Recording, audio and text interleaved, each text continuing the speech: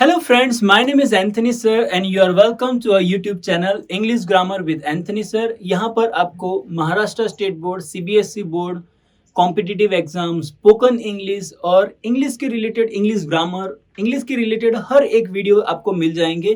तो आप प्लीज़ हमारी चैनल सब्सक्राइब कीजिए और अपने दोस्तों के साथ शेयर कीजिए।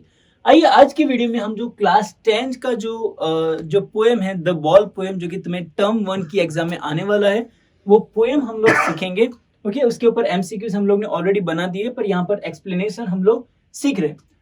So number 1, name of the poet बहुत इंपॉर्टेंट है, क्योंकि अभी जो एमसीक्यू एग्जाम आने वाले उसमें जो पोएट नेम है वो पूछा ही जाता है। The name of the poet is John Berryman. Okay so let's start the poem. बहुत ही शॉर्ट पोएम है, बहुत अच्छा पोएम है। A boy loses a ball, वहां पर एक बॉय है जो बॉल गवा देता है, उससे गुम हो जाता है। He is very upset, वो upset हो जाता है। A ball doesn't cost much, उसकी कॉस्ट ज्यादा नहीं है। Nor it is difficult to buy another ball, या दूसरा बॉल खरीदना वो भी डिफिकल्ट नहीं है। Why then is the boy so upset? तो फिर ये बॉय जो है वो अपसेट इतना क्यों हो गया? Read the poem to see what the poet thinks has been lost and what the boy has to learn from the experience of losing something. Okay?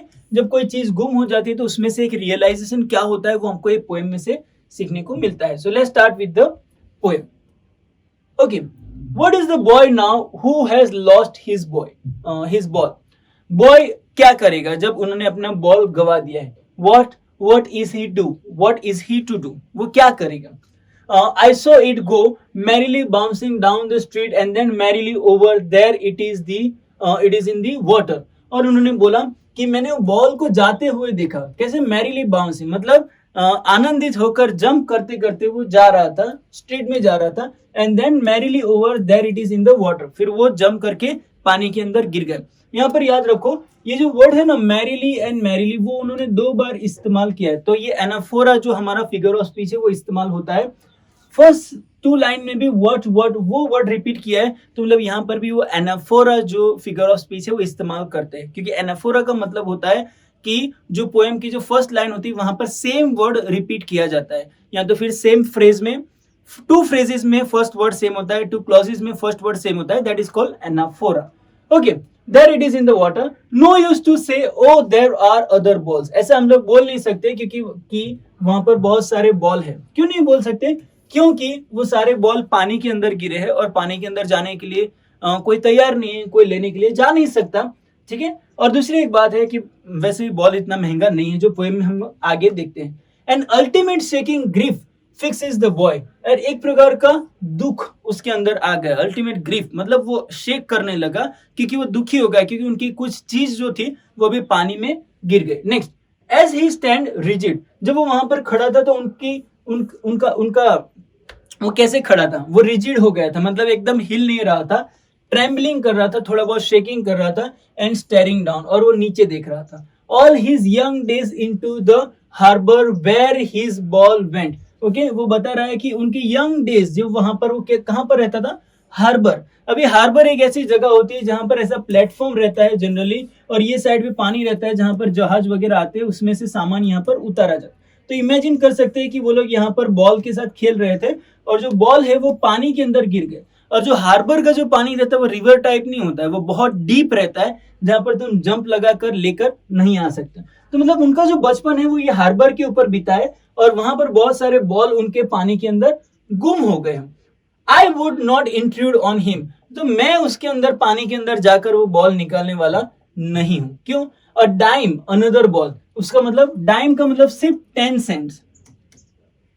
Okay, 10 cents मतलब $1 का 10वां हिस्सा, उतने ही पैसों में एक दूसरा बॉल आ जाएगा, इज वर्थलेस। और उसकी जो प्राइस है ना वो इतनी इंपॉर्टेंट नहीं, वो बहुत कीमती नहीं है, is worthless. Now he senses his first responsibility, पर वहां पर खड़े खड़े उनको एक चीज रियलाइज होती है। कौन सी चीज रियलाइज होती है? कि उनकी रिस्पॉन्सिबिलिटी क्या है इन अ वर्ल्ड ऑफ पोजेशन। फिर वो रियलाइजेशन ये है कि ये दुनिया जहां पर सब लोग इकट्ठा करना चाहते हैं, पोजेशन मतलब सब कुछ प्राप्त करना चाहते हैं, इकट्ठा करना चाहते हैं।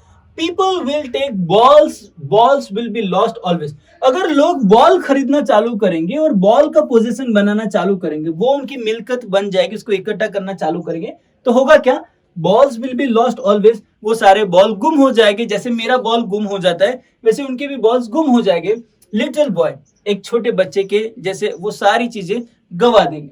And no one buys a ball back, और कोई भी व्यक्ति वो बॉल वापस नहीं खरीदेगा। मतलब तुम अगर सेकंड हैंड वो बॉल बेचने के लिए भी जाओगे तो भी नहीं खरीदेगा। OLX पे रखो तो भी कोई खरीदेगा नहीं। मनी इज एक्सटर्नल, पैसे का यहाँ पर सवाल नहीं है, पर सवाल ये है कि जो चीज आती है उसका यूज भी नहीं हो पा रहा है, वो चीजें चली जाती है, उसको बाद में बेचते हैं तो उसके भी पैसे नहीं आते। एंड ही इज लर्निंग, अभी उनको एक नया लेसन सीखने को मिला। कौन सा है? Well behind his desperate eyes, मतलब वो जब सोच रहा था तो उनकी सोच के अंदर, एक दिमाग के अंदर एक आइडिया चल रहा था। द एपिस्टेमोलॉजी, एपिस्टेमोलॉजी का मीनिंग क्या होता है? द स्टडी ऑफ लॉस, जहां यहाँ पर मीनिंग बताया गया है, तुम देख सकते हो। Epistemology of loss, epistemology means the Greek word episteme means knowledge. Okay, एक प्रकार का नॉलेज आ जाना। It comes from the word meaning to understand और to know, and epistemology is the study of the nature of knowledge itself, मतलब जो knowledge है ना उसका स्टडी करना है। एंड एपिस्टेमोलॉजी ऑफ लॉस का मीनिंग क्या होता है? Understanding the nature of loss, की चीजें क्यों चली जाती है हमारे लाइफ में से, उसका स्टडी करना। तो ये एपिस्टेमोलॉजी उनको पता चल गई।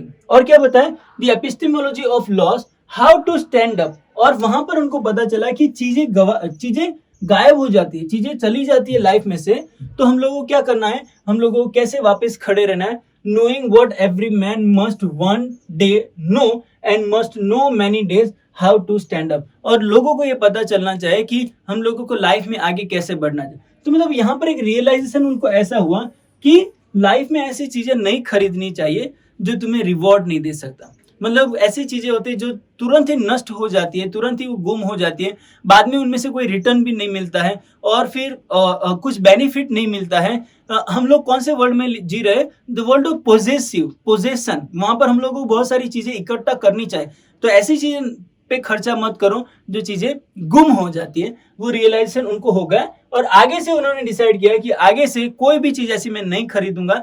मतलब ये पोएम के बाद उन्होंने डिसाइड कर लिया होगा कि ऐसी कोई भी चीज नहीं खरीदूंगा जो थोड़े ही दिन में वो गायब हो जाती है और मेरे सारे पैसे खराब हो जाते हैं, नष्ट हो जाते हैं, फिर उसके बाद मुझे वो मिलते ही नहीं। ठीक है, तो हर एक व्यक्ति को ये चीजें जाननी चाहिए। अगर ये रियलाइजेशन हो जाएगा तो वो आदमी लाइफ में खड़ा रहना सीख जाएगा और ऐसी चीजें जो नष्ट हो जाती है, जो चली जाती है, उसके पीछे कभी भी अपना पैसा खर्च नहीं करेगा। तो ये एक पोएम में से हम लोगों को सीखने मिलता है, रिटन बाय जॉन बैरीमैन। ऐसा लग रहा है कि ये पोएट जो है जॉन बैरीमैन, खुद उनका ही एक्सपीरियंस है कि वो जब हार्बर पे रहते थे उनके लाइफ में उनको ये रियलाइजेशन हुआ था जो उन्होंने बड़े होकर पोएम के अंदर ये लिखा है। तो आई होप ये पोएम आपको अच्छी तरह से समझ में आ गया होगा। अगर आपको कुछ भी डाउट है तो आप प्लीज कमेंट में लिखकर हमें भेजिए, हम आपकी जरूर से सहायता करेंगे। प्लीज हमारी चैनल सब्सक्राइब कीजिए, अपने दोस्तों के साथ शेयर कीजिए। Thank you so much, bye bye.